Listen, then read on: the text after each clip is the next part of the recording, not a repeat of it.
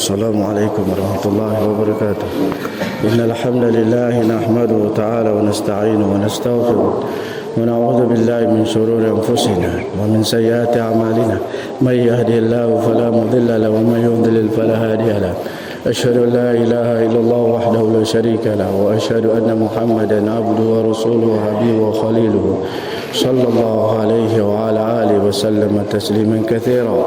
يا أيها الذين آمنوا اتقوا الله حق تقاته ولا تموتن إلا وأنتم مسلمون. يا أيها الناس اتقوا ربكم الذي خلقكم من نفس واحدة وخلق منها زوجها وبث منهما رجالا كثيرا ونساء واتقوا الله الذي تساءلون به والأرحام إن الله كان عليكم رقيبا.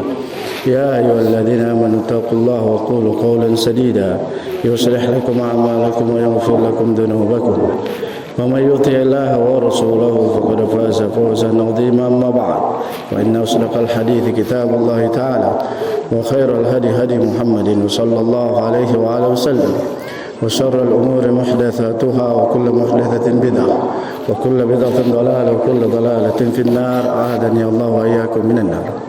Saudara-saudaraku kaum muslimin, kaum muslimat, bapak-bapak dan ibu-ibu yang kami muliakan dan kami hormati, ikhwani fid din wa akhwati fillah, azzani wa azzakumullah wa barakallahu fikum.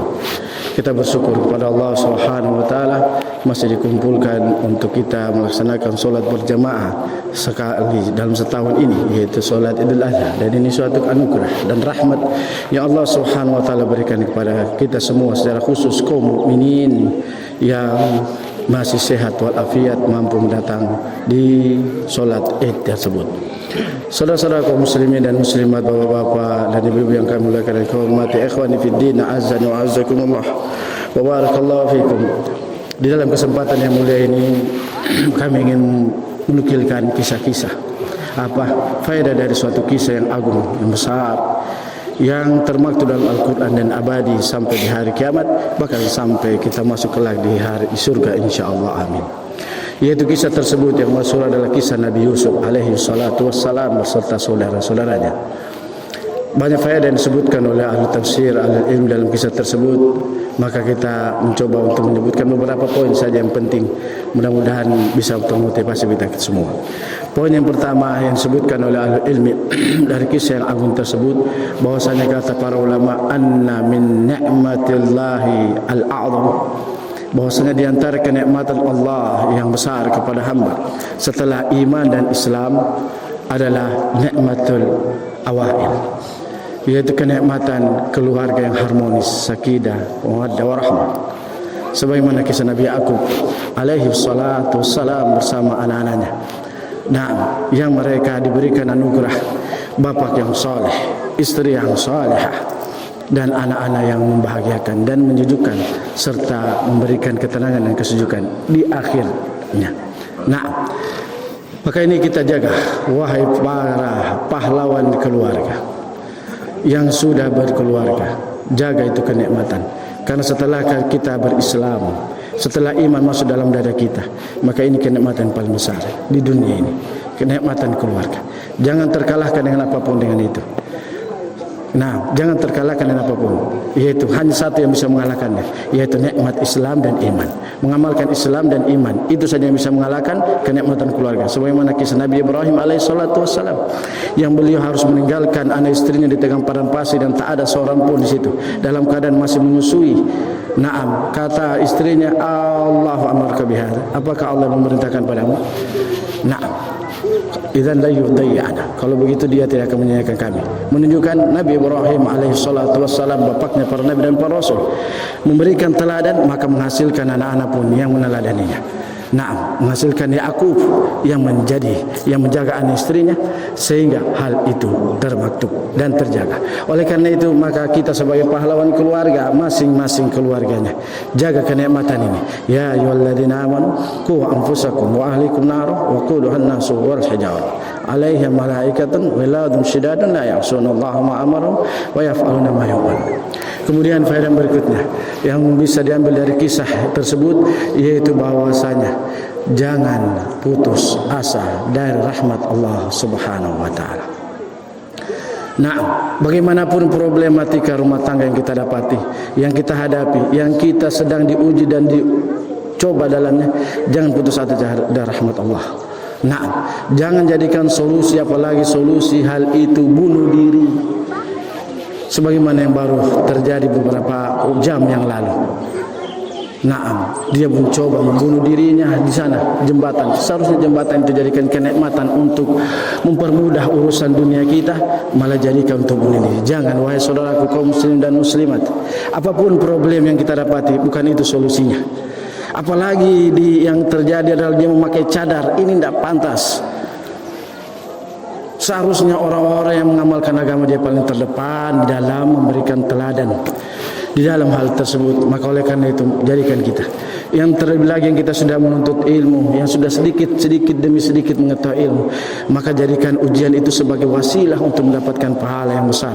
Wala tayasu min rauhillah, innama yai'asu min rauhillah illa alqaumul kafirun.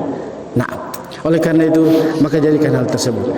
Ya, paling dalam urusan rumah tangga kita, ujian yang paling berat itu masalah ekonomi. Itu yang paling penting, itu yang paling kebanyakan, apalagi di akhir zaman. Tapi jangan jadikan masalah ekonomi sebagai solusi, sebagai alasan untuk kita mendolimi diri sendiri, apalagi sampai bundir. Itu bukan solusi yang terbaik. Kata Rasulullah sallallahu alaihi wasallam, "Man qatala nafsahu bihadidin." Na'am, yaitu siapa yang membunuh dirinya dengan besi, atau qatala nafsahu bi saqatin min fawq. Kata Rasulullah sallallahu alaihi wasallam, "Kana fin nari jahannam khalidan mukhalladan." Barang siapa yang membunuh dirinya dengan besi atau menjatuhkan dirinya dari ketinggian, maka dia akan berada dalam jahannam khalidan fiha mukhalladah. Dia akan tinggal lama dalamnya. Kita tidak mentakyin, kita tidak menuduh fulan bin fulan, kita cuma menyebutkan hadis menunjukkan berbahayanya bunuh diri. Dan ingatlah bahwasanya kemiskinan bukan suatu hal yang kehinaan bagi seorang hamba kalau dia paham tentang agama. Di antaranya sebagaimana Rasulullah sallallahu alaihi wasallam menyebutkan di dalam hadis yang sahih yang diriwayatkan oleh Imam Ahmad dan Ibnu Majah rahmatullahi alaihima dari hadis Abdullah bin Umar radhiyallahu taala anhuma, dan disahihkan oleh Syekh Albani rahimahullahu taala dalam Sahih Al-Jami' nomor hadis 7976. Kata beliau, Rasulullah sallallahu alaihi wasallam mengatakan, "Ya ma'syara al-fuqara, afala ubasyirukum." Wahai sekalian kaum orang-orang yang miskin, maukah berikan kabar gembira kepada kalian? Nah, apa itu? Kata Rasulullah sallallahu alaihi wasallam, "Inna fuqara al-mu'minin yadkhuluna al-jannata qabla aghniyaihim binisfil yaum 500 am." Sesungguhnya orang-orang miskin dari kalangan kaum mukminin akan masuk surga lebih dahulu daripada orang-orang kayanya dengan setengah hari, yaitu 500 tahun. Maka di sini sebagai sindiran dari Rasulullah SAW kepada kita atau siapapun yang sedang berusaha untuk mencari pundi-pundi dunia, bahwasanya bagaimanapun capeknya lelahnya kita, orang miskin tetap duluan masuk surga.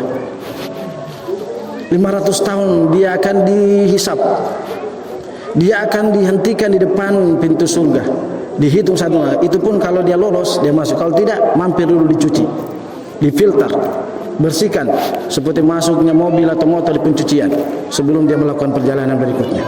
Maka oleh karena itu ini kenikmatan, wahai orang-orang yang ditakdirkan oleh Allah Subhanahu wa taala memiliki kesempitan dalam dunia, bukan alasan untuk dia tidak melakukan na'am.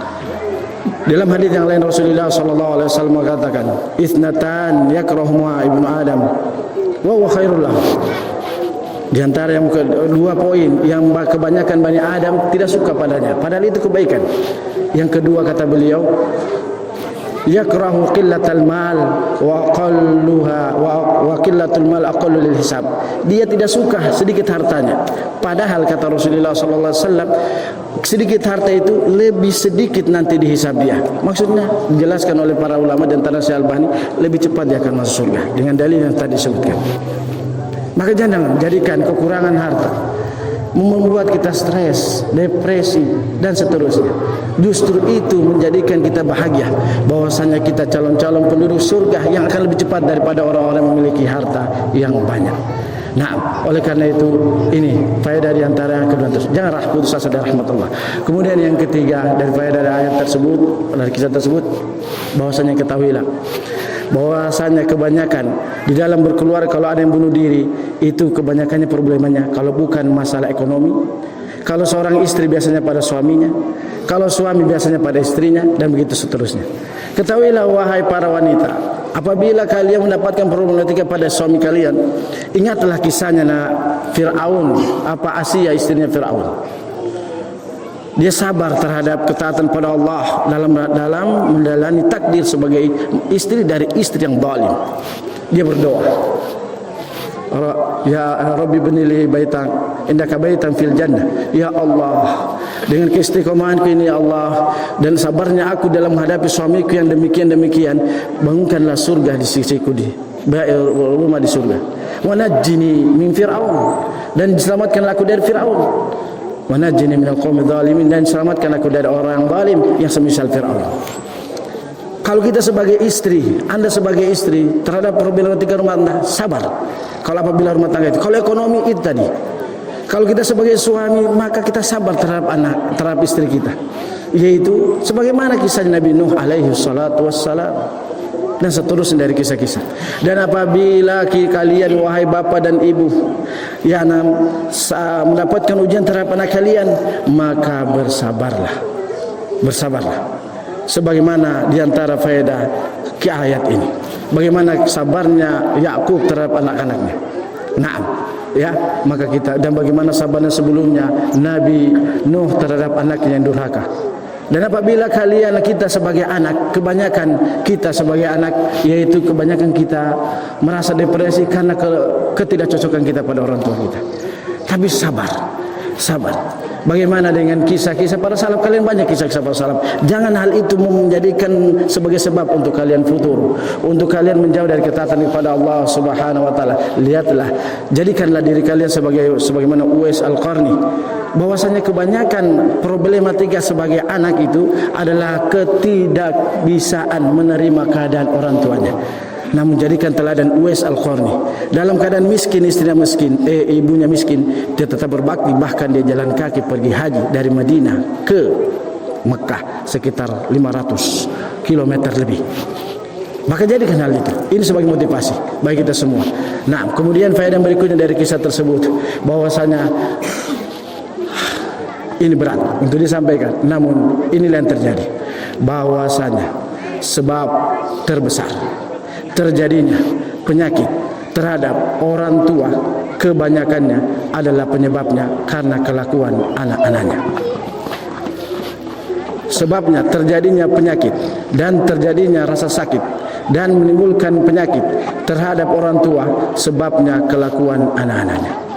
Sebagaimana kisah Nabi Yakub alaihissalatu wassalam, beliau menjadi buta dan menjadi lemah fisiknya, dan disebutkan dalam riwayat sampai beliau terkena kayak penyakit lumpuh karena kelakuan anak-anaknya tersebut. Na'am, wa tawalla anhu wa qala ya asaf ala Yusuf wa biyat ainahu minal husni fa huwa qadim. Yusuf berpaling dari anak-anaknya yang zalim tersebut terhadap Nabi Yakub, berpaling dari anak-anaknya yang zalim terhadap anak-anaknya yang lain. Naam, sambil mengatakan, wah sedihnya aku kehilangan Yusuf. Wabiyat ainahu, putih semua matanya, putih semua anak matanya, dengan sebab karena kesedihan dari kelakuan anak-anaknya. Maka oleh karena itu, ini nasihat bagi kita semua. Kita sebagai pahlawan rumah tangga, sebagai pahlawan keluarga, dan kalian wahai istri sebagai sekretaris ibaratnya terhadap pahlawan keluarga, jaga masing-masing anak-anak kita. Jaga masing-masing. Jaga mereka dari ketaatan, tetap ketaatan, sabar, jadikan mereka sabar untuk menjalankan ketaatan, sabar dalam menjauhi kemaksiatan, sabar dalam menerima cobaan yang mereka mungkin tidak sesuai dengan ekspektasi, sesuai harapan mereka. Maka jadi kita sabar. Nah, ini keumumannya. Kalaupun ada sebaliknya, dia mendapatkan anak-anak yang ceria dan bahagia memberikan hal tersebut, kemudian tetap terjadi penyakit, maka ini kejadiannya sebabnya yang lain lagi, yaitu sebab pada kesalahan gaya hidup dia sendiri. Mungkin pola makan kurang dijaga, istirahat kurang dijaga. Kenapa? Karena Rasulullah SAW sampai beliau wafat tidak ternukilkan beliau terkena penyakit keras. Tidaklah beliau meninggal kecuali beberapa, cuma bisa demam beberapa anu saja, yang 2 kalinya demam laki-laki biasa, kemudian setelah itu beliau meninggal.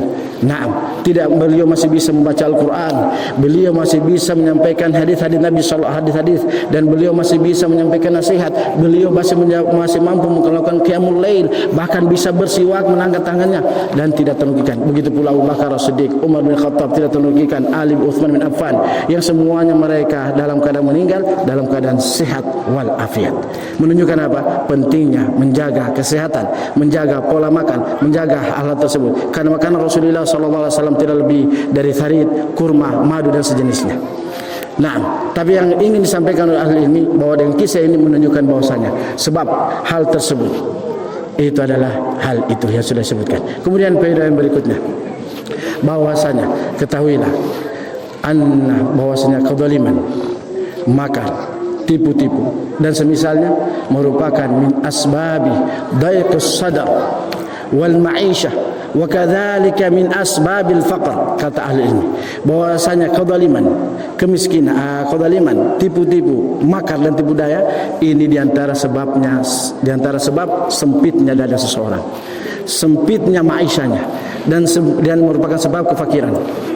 Dikuatkan dengan hadis Rasulullah SAW, innal abda la yuhramu rizqu bi dambi yusibuhu. Bahwasanya seorang hamba akan dihilangkan atau tertahan keberkahan rezekinya dengan sebab dosa yang dilakukan. Hadis ini dari Thauban radhiyallahu taala anhu dan disahihkan oleh Syekh Albani rahimahullahu taala dalam Sahih nomor hadis 372.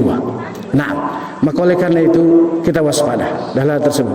Kalau ada yang mengatakan buktinya banyak orang lapang rezekinya, masya Allah, dan seterusnya, dia mau ke sini, dia mau ke sana, silakan tinggal klik, mau ke situ pun tinggal klik, dan sini tinggal suruh, sini tinggal perintah, dalam keadaan jarang sholat dan seterusnya, maka itu bisa masuk dalam bab yang lain.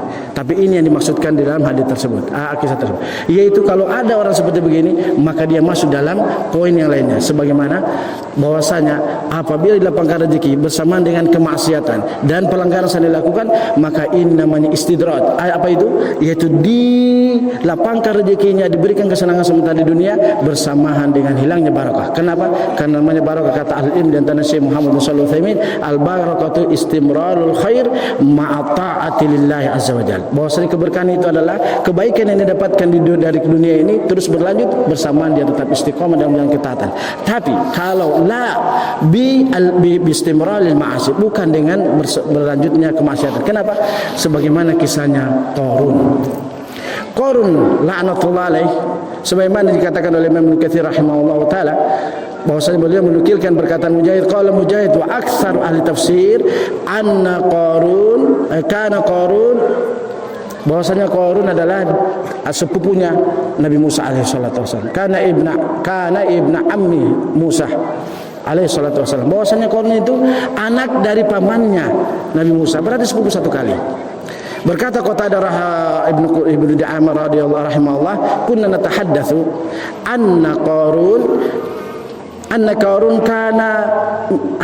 Qarun kana ibna ammi Musa wa kana yusamma al-munawwar li husni sawti bit-Taurah walakin aduhu Allah nafaq kasamiri fa ahlakul baghi li kasrati malihi. Kata Abu Qatadah radhiyallahu taala rahimahullah, bahwasanya kami dulu membahas bahwasanya Qarun ini adalah sepupunya Nabi Musa, yaitu anak dari pamannya, omnya, yaitu saudara kandungnya bapaknya.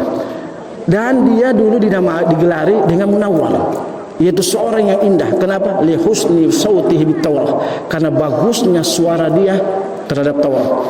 Akan tetapi aduhullah nafaq, akan tetapi musuh Allah ini menjadi munafik seperti Samiri. Kenapa dia munafik? Fa ahlaqul baghi li kasrati mali, karena dia menjadi orang yang zalim karena kebanyakan hartanya. Maka ini harus disinkronkan dan harus melihat keadaan.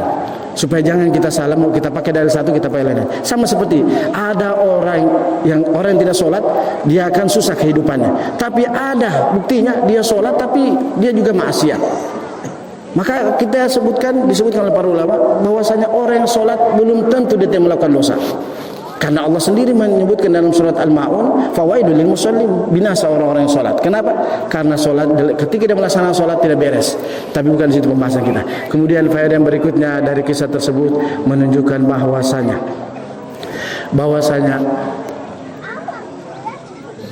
akhlak sebagaimana dijelaskan oleh Syekh As-Sa'di dalam tafsirnya, bahwa akhlak yang rendah dan perbuatan-perbuatan yang melanggar syariat, terkhusus berkaitan dengan hamba Allah, tidak akan mungkin Allah merubahnya, tidak akan mungkin Allah memperbaikinya sampai hamba tersebut meminta uzur dan minta maaf kepada siapa yang dia mendoliminya, kepada siapa yang dia buat kejelekan padanya. Sebagaimana kisahnya, yaitu Nabi Yusuf, saudara-saudara Nabi Yusuf. Falamma dakhalu alaihi qalu ya ayyuhal azizu falamma dakhalu alaihi qalu ya azizu massana ad-durru ahluna qalu ya ayyuhal azizu massana wa ahlana ad-durru wa ji'na bi bida'atin musjatin fawfi lana al-kayla wa tasaddaq alaina inna Allaha yajzil mutasaddiqin. Qala hal alimtum ma fa'altum bi Yusuf wa akhihi antum jahilun qalu a annaka anta Yusuf qala ana Yusuf wa hadha akhi qad manna Allah alaina. Tatkala saudara-saudara Nabi Yusuf alaihi wassalatu wassalam yaitu masuk kepada Nabi Yusuf, mereka mengatakan, wahai penguasa, sesungguhnya kami dan keluarga kami ini tertimpa dur. Dijelaskan oleh Imam As-Sa'di bahwasanya dur di sini adalah qillatul ta'am wa qillatul ma'isyah, yaitu kami tertimpa kesusahan, kesedihan makanan dan kesusahan ma'isyah. Maka di sini itu di antara faedah juga bahwasanya kedoliman itu menyebabkan sebab kemiskinan dan seterusnya. Maka berikanlah kami sedekah, karena sesungguhnya Allah mencintai orang bersedekah. Maka Nabi Yusuf mengatakan, apakah kamu ini Yusuf? Nabi Yusuf mengatakan, saya Yusuf dan ini saudaraku. Qad manna Allah alaina. Apa kata mereka? Qalu tallahi laqad atharaka Allahu alaina wa in kunna la khati'in. Qala la tasrib alaikum al-yawm yaghfirullahu lakum wa huwa arhamur rahimin. Oh, demi Allah, sungguh Allah telah melebihkan engkau. Sungguh Allah telah melebihkan engkau terhadap kami. Kami mengakui kamu sebagai orang yang lebih dari kami, dan kami mengakui kami orang-orang yang salah terhadap kamu. Kami orang-orang yang salah telah mendolimimu. Apa kata Nabi Yusuf? La tasrib alaikum al-yawm. Tidak ada celaan bagi kalian, karena kalian sudah minta maaf. Maka yaghfirullahu lakum, maka Allah akan meminta ampun, memaafkan kalian. Ini dia. Kalau kita ingin bebas dari akhlak-akhlak yang jelek, dari sifat-sifat yang buruk, maka muhasabahlah pada diri kita. Terhadap siapa-siapa yang kita zalimi, cepat kita minta maaf. Kenapa? Karena Allah tidak akan menghapusnya. Setelah mereka datang kepada Nabi Musa minta maaf, maka diperbaiki keadaan mereka, dijadikan mereka rukun kembali, dan menjadikan mereka bisa berbakti lagi kepada kedua orang tuanya. Ini muhasabah. Siapa yang masih susah mau berbakti pada orang tuanya, maka perbaiki. Ada yang salah di dalam kedoliman, dalam sifat kita. Kalau kita semakin kurang dalam beribadah, berarti ada yang kurang, ada yang salah di dalam kedoliman, dalam sifat kita. Karena ini sebutkan. Kemudian faedah yang berikutnya, bahwasanya efek dari perbuatan tadi, kalau dia tidak minta maaf, akan bertahun-tahun dia akan mendapatkan musibah tersebut. Sebagaimana kisah Nabi Yusuf dijelaskan dalam tafsir, sampai 35 tahun mereka tertimpa qillatul ta'am wa qillatul ma'isyah wa qillatul taqwa wa qillatul seterusnya. Itu dia, bertahun-tahun disebutkan dalam tafsir 35 tahun. Kemudian faedah berikutnya, bahwasanya yaitu pentingnya bagi kita kepala rumah tangga untuk memiliki sikap adil. Karena diantara sebab-sebab anak-anaknya membuat makar dan tipu daya kepada Nabi Yusuf dan ingin membunuhnya, dan begitu pula berlanjut kepada Bunyamin, karena mereka melihat ketidakadilan seorang bapak di dalam memperlakukan anak-anaknya. Maka kita harus berbuat adil. Ketika kita menghukum, adillah dalam memberi hukum. Ketika kita memberi, adillah dalam pemberian. Jangan ibaratnya bahasa orang awam dianatirikan. Ini kita kasih 1.000, ini 500. Nah, di dalam pemberian wajib sama. Kalau warisan ada aturannya, maka wajib kita tersebut. Karena diantara sebabnya anak-anak mereka merasa itu karena mereka melihat ada sifat kenapa Nabi Yusuf lebih dicintai sama bapak kita, padahal sama-sama kita darinya. Maka oleh karena itu sebagai orang tua berbuat adil. Kemudian faedah berikutnya bahwasanya satu dosa kalau tidak segera bertobat darinya akan menggiring pada dosa-dosa berikutnya. Sebagaimana saudara-saudara Nabi Yusuf alaihi salatu wassalam, pertama mereka berpikir berbuat dosa adalah bagaimana memisahkan antara Nabi Yusuf dengan bapaknya. Sehingga dengan itu pertama ide mereka. Sehingga muncullah bagaimana cara membunuhnya, bagaimana cara ininya, kemudian bagaimana cara ngomong sama bapaknya, dusta.